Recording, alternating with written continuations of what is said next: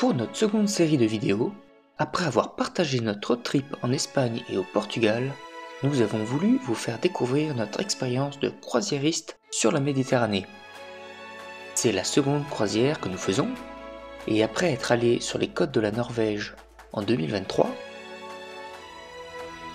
nous avons décidé d'aller voir la Méditerranée de l'Ouest cette année. Bienvenue à bord de cette incroyable aventure en bateau de croisière.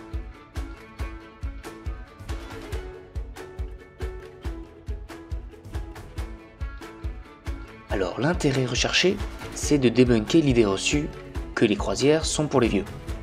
Oh oui, il y en a. Mais nous, jeunes trentenaires dynamiques, aimons avoir des vacances pleines de visites et d'activités.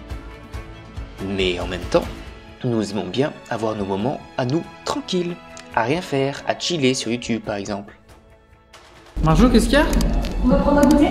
Ah ouais, on va prendre un goûter. Il paraît qu'il y a des cookies et tout. Wow.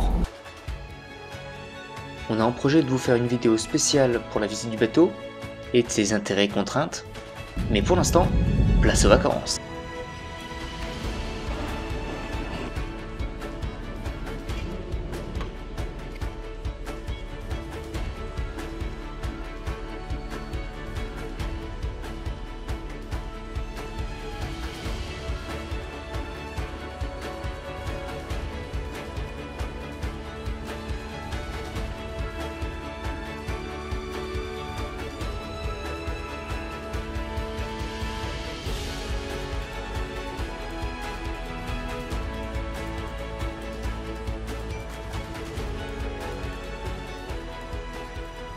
Connaissez-vous l'histoire de la dernière épidémie de peste noire en France?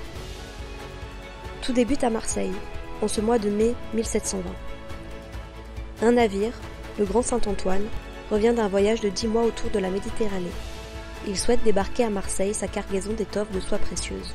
Durant le voyage, des morts suspectes ont eu lieu. La règle est connue. Dans ce cas, la marchandise devra être mise en quarantaine sur une des îles du Frioul. Exposée aux intempéries, cela signifierait la perte de la marchandise. Mais au moment de la déclaration au bureau de la santé, cette information cruciale n'est pas consignée, et la quarantaine au large n'est pas appliquée. La marchandise ainsi que l'équipage sont débarqués dans les infirmeries de la ville.